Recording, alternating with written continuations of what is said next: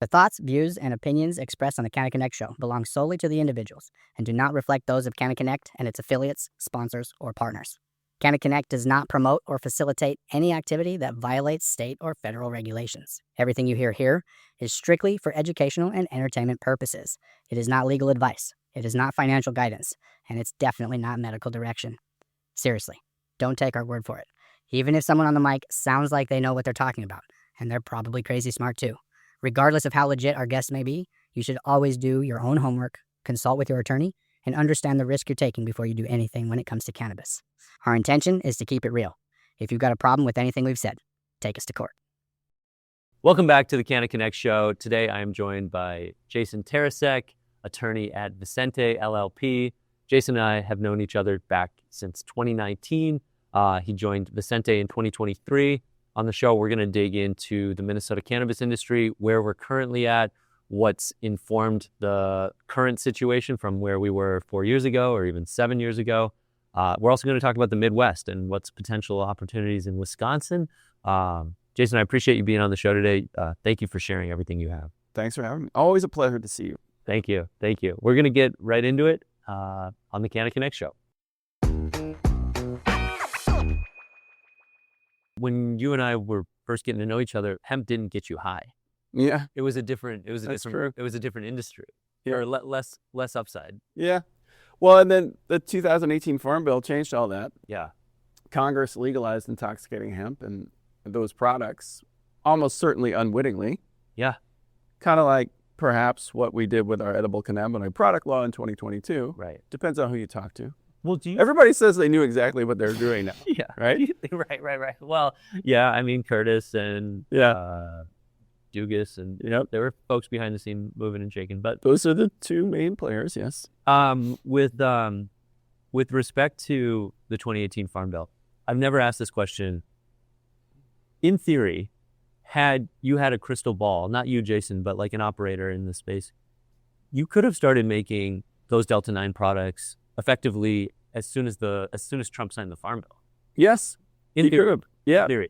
It was a little bit of like what do we do with all this CBD? What do we do with, I'm sitting on, if I'm Ben Lipkin and Neil Holmgren, I'm sitting on acres of hemp, or Chadwick Lang, I'm sitting on acres of hemp. Nobody wants to buy this flower. Yeah. So over time, I feel like innovation really was, or like out of necessity, they're like, what do we do with all this biomass? Yeah, for sure. One thing about cannabis entrepreneurs is they will find the wrinkle. Yeah. Good for them. It's a fascinating place to work. Mm-hmm. And obviously that wrinkle, it became a $30 billion industry nationwide. That is now in jeopardy of being shut down completely. Yeah. Yeah. I mean, to me, it's funny because as I saw it in Minnesota, first, the operators were converting Delta 8 or converting into Delta 8. Yep. And then Delta 9. Yep. So it was just kind of how far can we push this? How far can we actually go to create products that people actually want, which is, for better or for worse, it's the products that get you high. Yeah. That sell the best. Well, and the interesting thing is that Wisconsin is still where we were in 2021 before we passed the edible cannabinoid product law. And it makes me really uncomfortable because none of that stuff has been tested. Who knows whether the labels are accurate? So you can make it you could do it in a lab in Hudson. You could make your gummies, and then there's no need for COAs or testing. Yeah, I was at a convenience store in State Street in Madison, and they have a little glass jar like you'd find cookies in or coffee or something with THCA hemp flower. Deli style? Sure. I mean, right. That's weed. Hey everybody, Stephen with Canna Connect, taking a quick minute to shout out today's sponsor, CEE. That is the Center for Energy and Environment. If you're not familiar with CEE, they're your one-stop shop for all lighting rebates. If you are in XL Energy territory and you're a micro business, CEE is somebody that you need to talk to. Give Brad a call, give Tony a call, go online, one-stop shop, LED lighting rebates. They'll help take care of up to 60% of the costs associated with your grow and your build-out with the lighting. Really nice people, great people to work with, huge sponsors of Canna Connect, and give them a shout. That's CEE, Center for Energy and Environment. you and I, and you more than I, but we have conversations with national players, and hemp is, depending on what state and what person you're talking to, they have very different opinions on THCA flower. I'm not going to call it hemp because in Minnesota we don't see that as hemp. The regulations have prevented that from being a problem.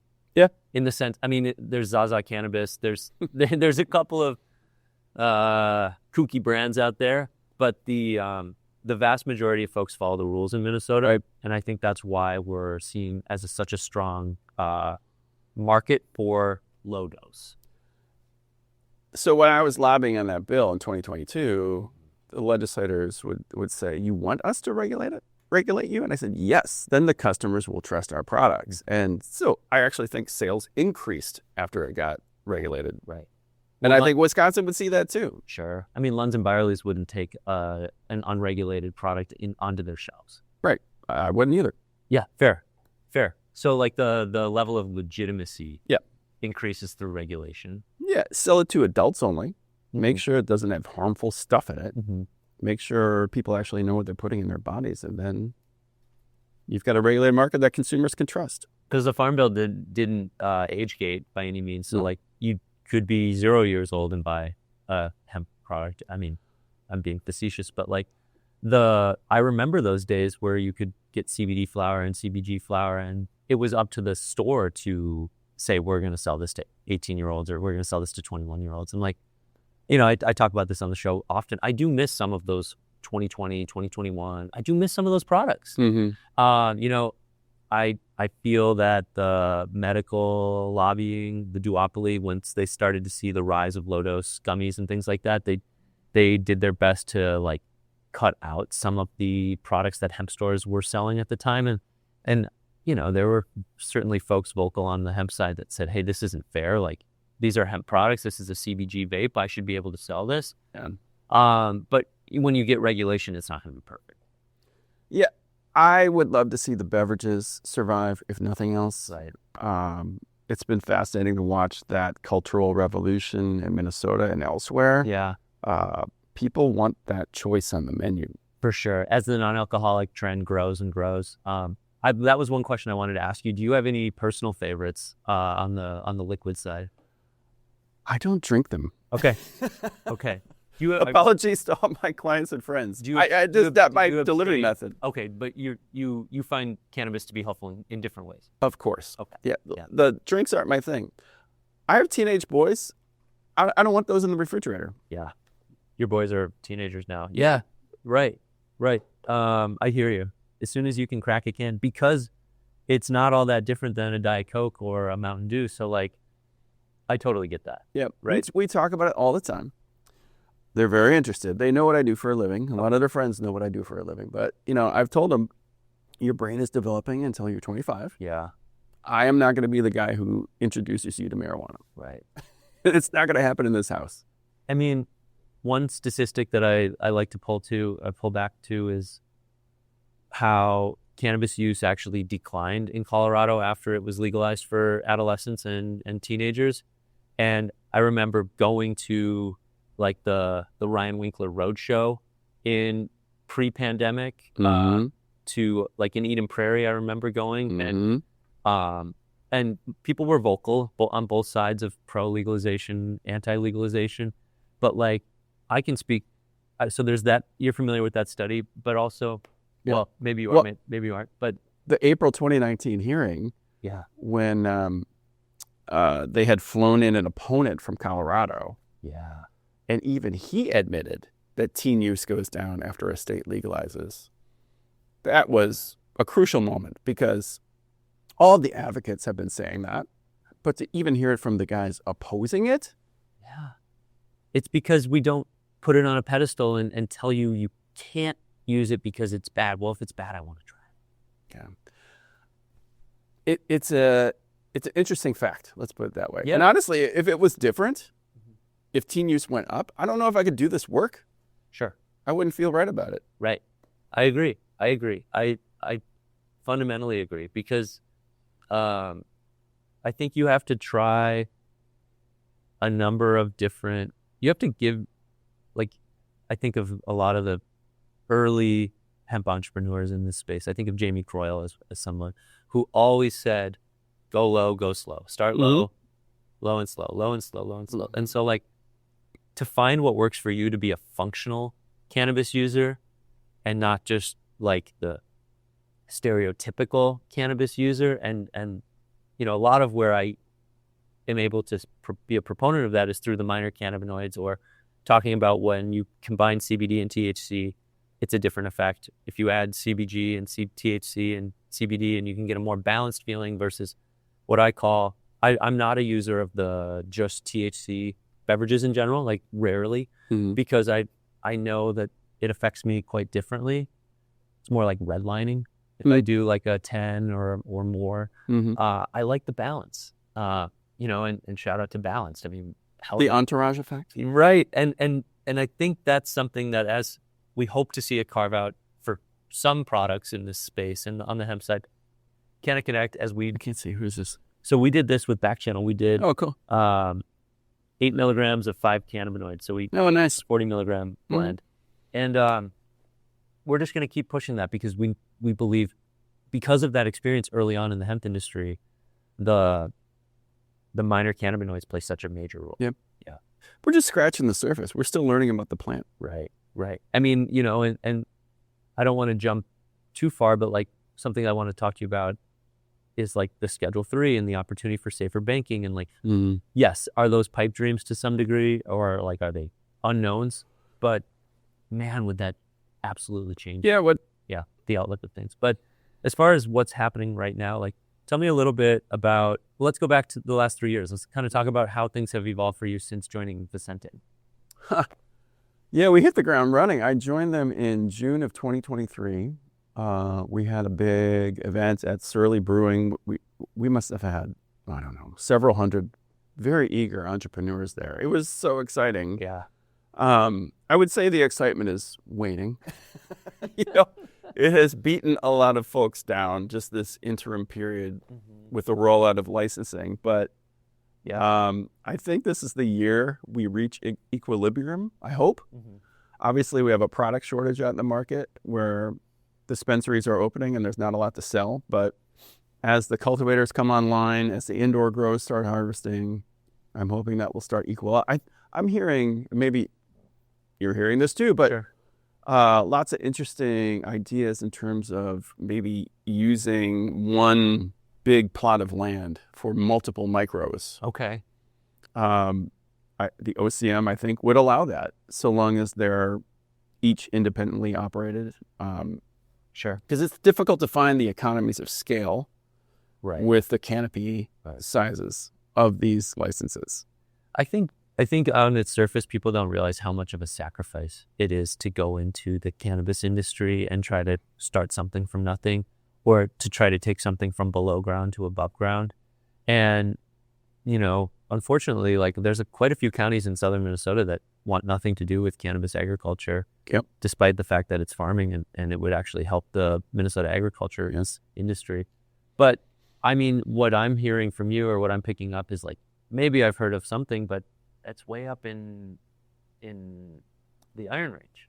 Oh, yes, I know about that one, but there are other thoughts in the works. I think when the spring, summer planting season comes around, I think you might see these ideas actually becoming reality. Sure. And so as far as who's your typical client, or from a licensee standpoint, like there's like 12 license types or more. So like who are you representing from a license standpoint, you know? Everybody. Yeah. So my clients tend to fall in one of three buckets.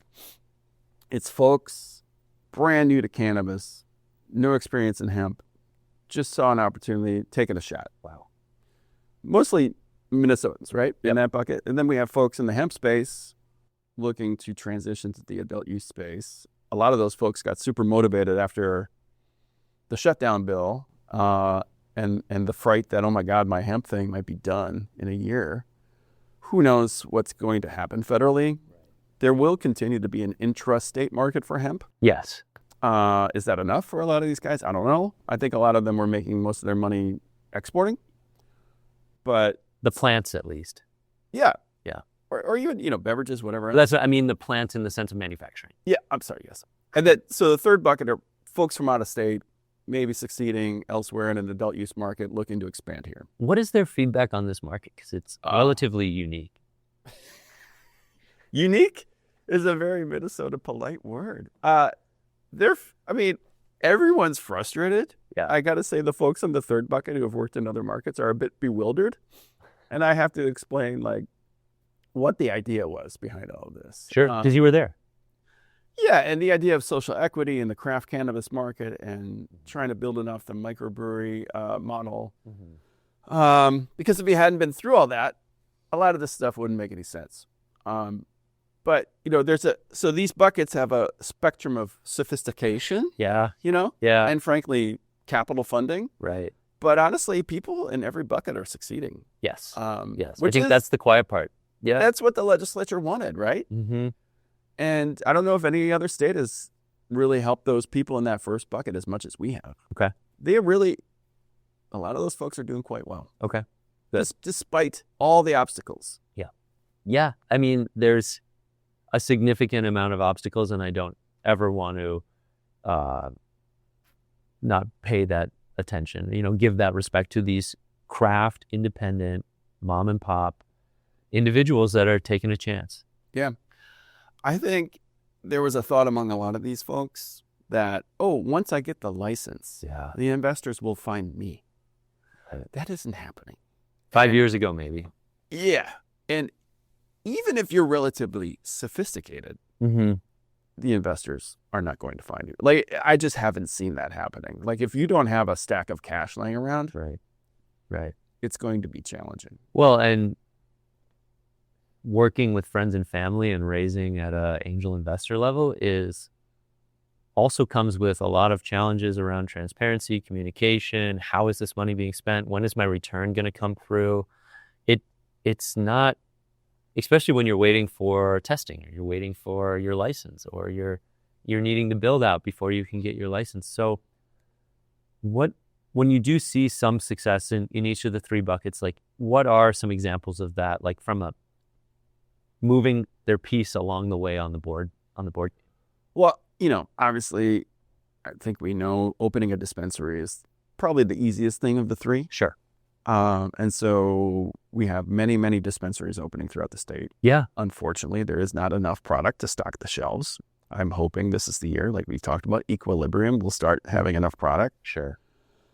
And the product goes fast. Oh, right? Yeah. You look at a group like Redwood County Weed You're doing the Management. 6-7 thing. I have done the 6-7 thing on here. I'm more of a 2-3. I'm more of a 2-3 guy. 2-3-4. But I've talked to Sean, and he's like, yeah, and he said this publicly as well. He's like, I grew X amount of pounds, and I was able to sell that like that. Mm. And guess what? All those pounds are going to get sold and purchased and consumed. And it's just the actual amount of supply that we need. Because I think this market will be, I heard somebody yesterday refer to it as a baby Michigan. Mm. So there are a lot of consumers here. And not all the consumers understand the brands and the duopoly the way that you and I do. So they're just happy that they can walk into a shop and buy an eighth. And, we legalized possession and consumption almost 3 years ago. Yeah. Licensed dispensaries are only opening now. The Right. gray market is doing quite well. Yes. It will take a while to stand up regulated licensed dispensaries and convince people to visit those instead of Your local guy. Yes. Yeah. Well, and It's been pretty easy to just go to Michigan and buy a bunch of stuff and move it over here. Oh, sure. At a low price. Yeah, Yeah. for sure. But plus home grow. Yes.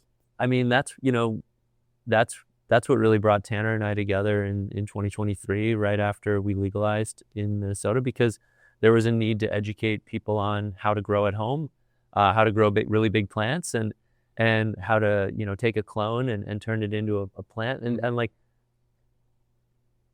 that era could only be so long before folks learn on their own. Not everybody wants to grow at home, but I am so appreciative that we have the home grow, because if all else fails, you can do it yourself. Absolutely. Yeah. That's a very nice feature, and every state should have that. Every state really should. Yeah. I mean, Yeah. So, I mean, what other states do you pay attention to? I think you've been been over to Wisconsin, and tell me a little bit about what you're seeing there. Yeah, so my law firm is working with a coalition called the Wisconsin Wellness Campaign in Wisconsin, which is largely comprised of Native American tribes in Wisconsin who are watching what's happening over here. Sure. And would love in on the action.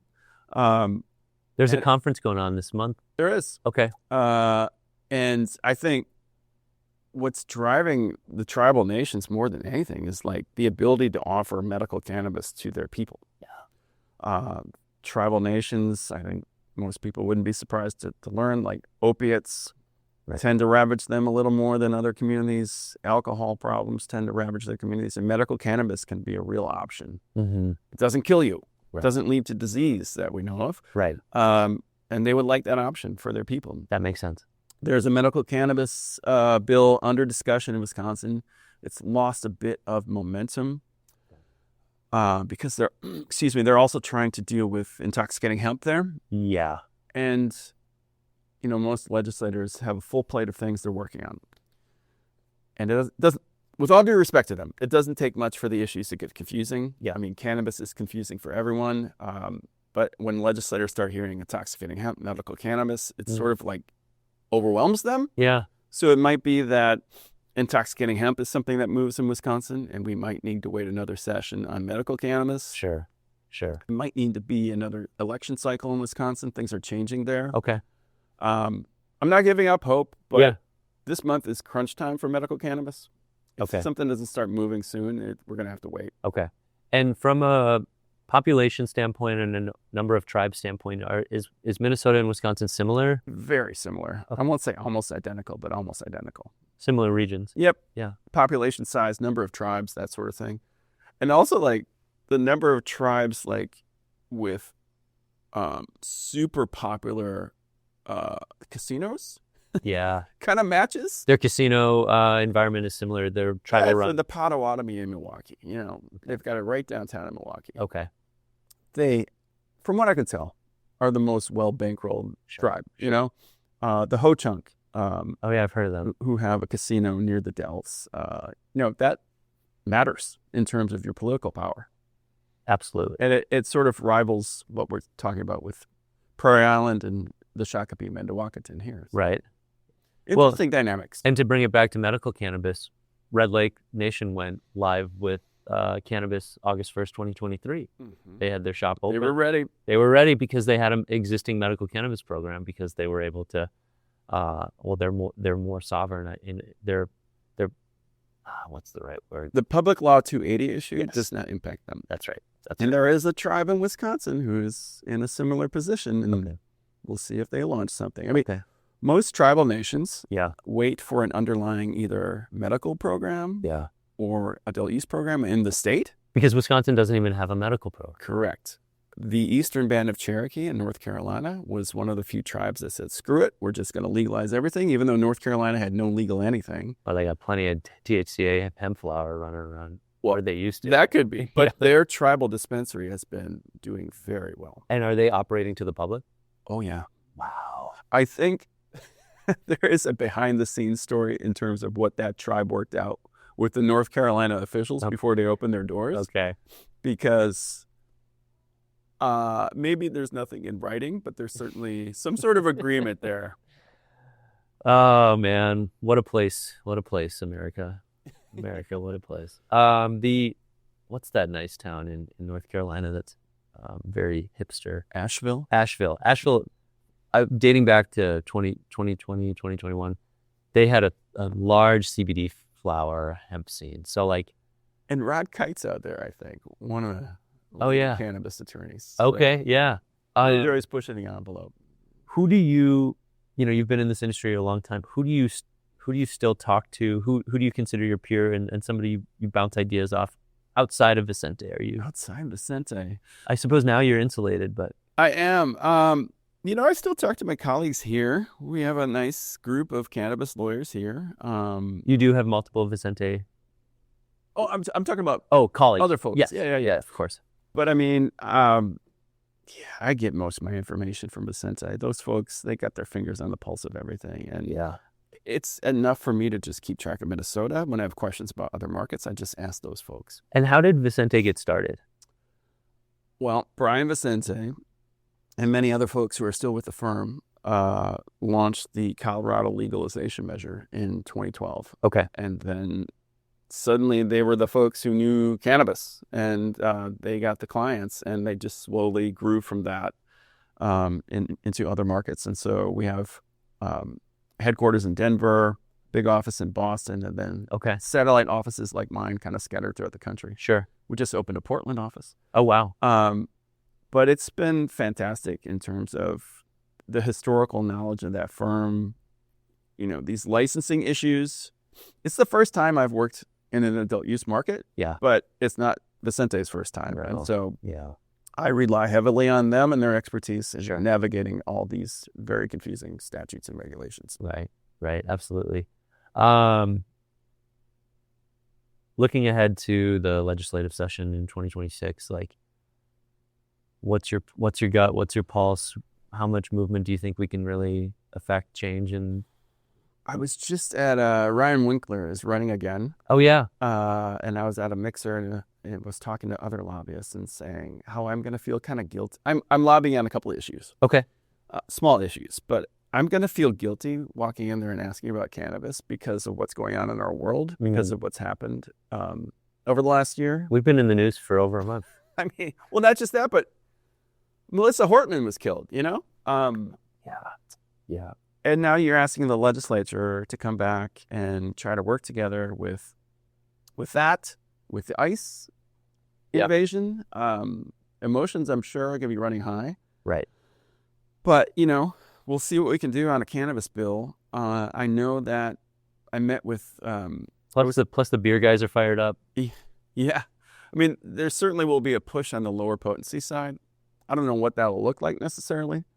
But the Office of Cannabis Management... Mm-hmm. Yeah, let's talk about that. They gave me a sneak peek, Okay. and I don't know if I can reveal this, of what will be in their bill. Okay. And a lot of it makes a ton of sense. I feel like we are reaching a balance that they're pushing for stuff that the industry wants. It doesn't feel like it's a battle anymore. Yeah. It feels like we're working together. And maybe people would disagree with me, but that's the feeling I have. Towards the end of last year, I started to get that feeling too, that there was a little less. We're going in the wrong direction. Like we're still battling each other versus like, hey, let's pave this road. My working relationship has become much better Good. with OCM, thankfully. Yeah. And I think they have found their footing there. Yes. Great. I mean, I trust your opinion there. And I also, my feel is like sometime November, December, it felt like some of the meetings they were having started to make more sense. I do think, with the House, Senate, and governor majority, I do think the Democrats ran a little wild with what they thought they could accomplish versus what's actually happening with a brand new agency, right? You can create the laws, but implementing them is a different group. So I speaking for the social equity folks that have decided not to pursue their license fully, like I think there was a level of overpromise and lack of support that they thought they were going to get more help and it's not working out. So the social equity thing, I wonder, is there still an advantage to be a social equity applicant? And if not, why do we still have that label? right. And why are you tying their hands in terms of the amount of investments they can? Yeah. I'm going to take a run at that. Okay. That makes sense. I think I'll have the support of OCM. Frankly, I think I have the support of Jess Jackson, the OCM Sure. director. The Minority Cannabis Business Association last year had an event in North Minneapolis, and their leaders from D.C. told OCM, and OCM, to their credit, had like 20 people there. Wow. Lift these social equity restraints. Right. It's paternalistic. It's unfair. Yeah. It's one thing for me to say it, but to hear from them Yeah. That's nice. means something. Right. And I think most people recognize there's no real advantage anymore to being a social equity applicant. So why have these restraints? Yeah. Yeah. Ultimately, when the lottery got moved, they lost the runway, and I mean, a lot of it was early start. Plants in the ground in the beginning of the month, the beginning of the year versus the end of the year. So, yeah, we don't have to dig. That was particularly frustrating because I lobbied for that early cultivation thing, and then it went poof. Okay. I think one thing I got wrong about you that as I did more research, like you weren't representing the lady from Iowa. They are clients. We did not handle the litigation Side of it. Right. But I do believe that if you're going to put a bad guy on a poster, she's one of the people you could put on a poster regarding the delay. And I know you don't care to comment on that, but like... Okay, I would just say, like, one thing I'll say on this is they didn't want to cancel the lottery. Sure. I don't know why the lottery was canceled. That's fair. Yeah. Because they had that ability. Yeah. I mean, talk about jungle gym, like legal gymnastics to stay the lottery. Yeah. That was probably rock bottom. That was damn. That was terrible. Yeah. Everybody was like, yeah, I know. Yeah. So, optimistically, culturally, I'll say this. I like, and I'm not an operator, so I can understand if I get some flack for this. I like the cultural opportunity to better get to know tribal organizations and tribal businesses and create less segregation and have more of a homogenous cannabis culture where it's not just casinos and alcohol that the tribes are representing, because I'm not a gambler and I'm not a big drinker, so I don't have a huge reason to go out to Treasure Island, for example. But I do believe that cannabis as a plant can bring people together, and I do believe that tribal businesses, tribal organizations, like the opportunity for us to better understand each other and to not be so segregated in a state that ultimately suffers from a lot of segregation. Like I realize that it's an unfair advantage depending on how you look at it, but the tribes also see themselves as social equity businesses to some degree. And so I understand the rollout is slow, but I'm optimistic about the overall homogenous cannabis culture that we have, because you can't opt out of a dispensary in your city. Yes, you can make it very difficult. Yeah. And I will say, yes, you can't technically opt out, but we've seen a lot of local governments make it really difficult. Yeah. Can we talk about that a little bit? Can you pick on, without naming names, like the city, counties, ordinances, things like that? I mean, a lot of these communities are resentful that they can't opt out. And I think they know that these new entrepreneurs don't have a ton of cash to fight them, right? Even if they make the wrong decision, and that they'll probably go to the next community and just open there. And that's been a successful strategy. Okay. It's been difficult because I will advise my clients. I'll say, yes, what they're doing is wrong. Yeah. But what are you going to do about it? I mean, it's very, very difficult to sue the government. Sure. Even when they, as we're seeing. Yeah, for sure. Currently. Right. Even when what they're doing is wrong. Wrong. Absolutely. Fundamentally wrong. It's expensive. I had a partner when I was a baby lawyer. He would say, how much justice can you afford? And when I first heard that, it makes you uncomfortable, but it's kind of true. Wow. Right. Right. Unfortunately. That makes sense. Are there any counties, cities, Hopkins comes to mind. Hopkins has always been pot friendly, that like you are seeing like are going to be stand out on the opposite side of the spectrum that you would care to highlight, or in terms of welcoming them? Welcoming. Well, I mean, Minneapolis and St. Paul are choosing not to limit dispensaries. Sure. There's one going in across the street from my house. They've said that's an equity play. Okay. I personally think that's a bad idea. Okay. I've told them that, but it's not up to me. Yep. Who is it up to? I suppose, I mean, I don't know where that decision was made. This council, I suppose. Yeah. But that hasn't worked in other places, you know? Right. Yes, I see that there's maybe a sense of fairness on letting everybody in, but how are they all going to succeed? How are there going to be 8 dispensaries in Uptown between Hennepin and Lindale? Is that equity? I don't know. I mean, It's risk. I was in Denver when they had more dispensaries than Starbucks, and it just doesn't work.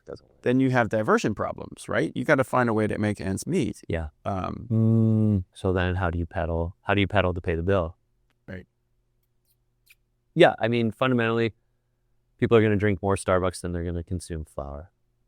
Yeah. That's just how we are as a society. We'll see. This is all a big experiment. Every state needs to figure it out on their own, and we will have a winding path as we already have. Aren't we setting up towards having about as many dispensaries as McDonald's is? I remember that statistic Maybe? a couple of years ago. I don't know. I mean, again, like there's no way to know. There are so many of these micro licenses floating around right now. Yeah. How many of them are going to actually get operationalized? And people ask me, is OCM going to issue more licenses? Right. And I think they are probably waiting to see how many micros get operationalized. So there's the 18-month runway, correct? And then they wouldn't reevaluate until that date matures, till that timeline I matures. suppose, yeah. And then, Well, okay. Yeah. Here's the trick. 18-month runway from preliminary approval. Right. So a lot of those folks are in the qualified applicant stage where there is no clock ticking. At this moment, you can just hang out there forever. Oh, okay. But there may be legislation coming that might change that. What is the initiator that starts the clock? So after you submit background check, your labor peace agreement, then you move into preliminary approval stage, and then you hit the 18-month clock. See. But even with the 18-month clock, you can get another 6-month extension, maybe another one. Oh, you could. At this point, you can. You can ask for it. You can ask. No guarantee. Right. I suspect you're going to get it. Yeah. Is there anything else you want to touch on or talk about when it comes to Minnesota cannabis? I don't know. I just really, really hope I know I already said this, but I really hope we preserve our intoxicating hemp beverage market, because I just feel like that is a social experiment that has worked, and it would be a shame. Absolutely. I mean, we're proponents of it for sure. We're launching a new beverage in February this month with Earl Giles. And, the McConnell language was so wrong that it's affecting seeds, gummies, flour, drinks. It's even affecting hemp textiles, from what I learned. Yes. So I've also heard rumblings that he's even trying to correct that language because it's affecting the industrial side of hemp. Yeah. And I joke, hemp is a 4-letter word. Weed is a 4-letter word. Like with Senator Klobuchar and Representative Craig and with the proponents that we have at the Washington, at the federal level, like, I do believe that the Minnesota model is landing to some degree, but how much appetite is there for change? Well, it's interesting. The bill that was introduced to fix the McConnell bill out of Oregon, essentially is the Minnesota edible cannabinoid product law. That's the Ron Wyden's bill. Yeah, it's some, what better compliment than that? Yes, we got it right. Thank you. Please adopt it nationally. Yes. Yeah. Wisconsin should do that. I mean, you maybe you're tracking this, maybe you're not. Are there horror stories from the 25 milligram dosage? Like, have there been casualties? No. No. I'm sorry to laugh, but you cannot die from cannabis. Right. Like, you can get really sick and feel terrible. Yeah. Well, I mean, like DUIs or I haven't heard DWIs. Even I talk about things that make me uncomfortable. Like when we are allowing folks to drink intoxicating hemp beverages at bars, I thought, Jesus, is somebody going to wrap their car around a tree? It's been 3 years, 4 years. Yeah.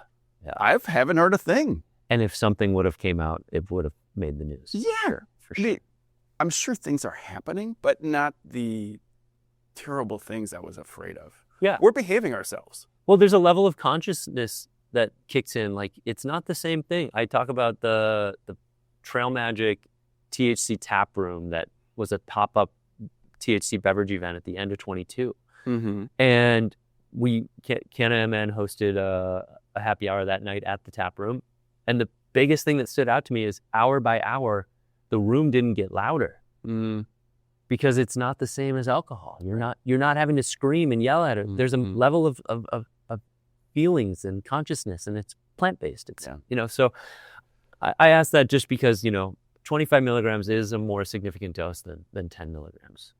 Yeah, For some. I have not heard the horror stories. Does that mean they don't exist? Sure. Probably not, but I mean, there was the Delta 8, like kids from Iowa were coming. I mean, think of how many current events you've seen and been a part of. The Loveless, well, the Lanesboro, you've seen a lot of stuff come back through your. I have, and I'm thinking of the Death by Gummies crew. Maybe don't, if you're going to sell 200 milligram gummies, maybe don't call your business Death by Gummies. It's a wild name. Yeah, that was not helpful. Did they get charged? I think so. I kind of lost track of what happened. Yeah. That was a while ago. It was, yeah. In history.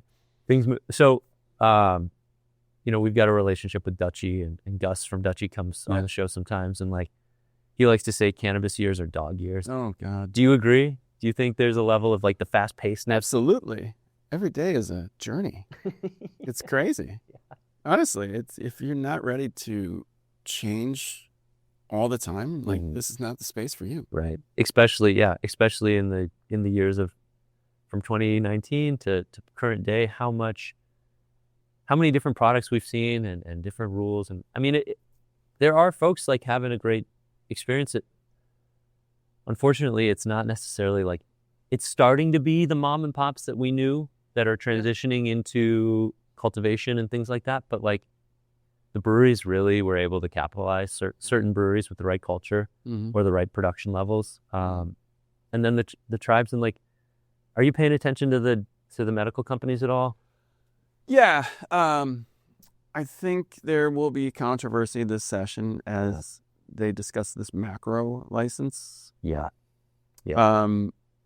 Honestly, among the OCM license community, I haven't heard lots of opposition to that. Mm-hmm. Are you hearing anything different? I mean, I'm hearing that the tribes are not in favor of that. That's what I have heard, but I'm a little surprised the broader community is not objecting. I mean, you've got the folks that are vocal in the past have got their heads down building out micro business. Yeah, but that's why there's a legislative process. Everyone will have a chance to weigh in on this. Yes, right. And I hope it's respected. And we've done such a good job of coming together for conference or for testimonies and things like that. And we just have to keep doing our best. Yeah, I mean, it's a great community to be a part of. You've been thank you. At it from the beginning, and it's a pleasure to see you. Thank you. I still remember the first night I met you at Warehouse Winery in St. Louis Park. That might become a cannabis facility. Wouldn't surprise me. Yeah. I know those guys are still around. Well, it might be under new management. So okay. Okay. Jason, it was great to see you. Thanks for coming on the show. Thank you. All right. We'll see you next time on the Canna Connect show.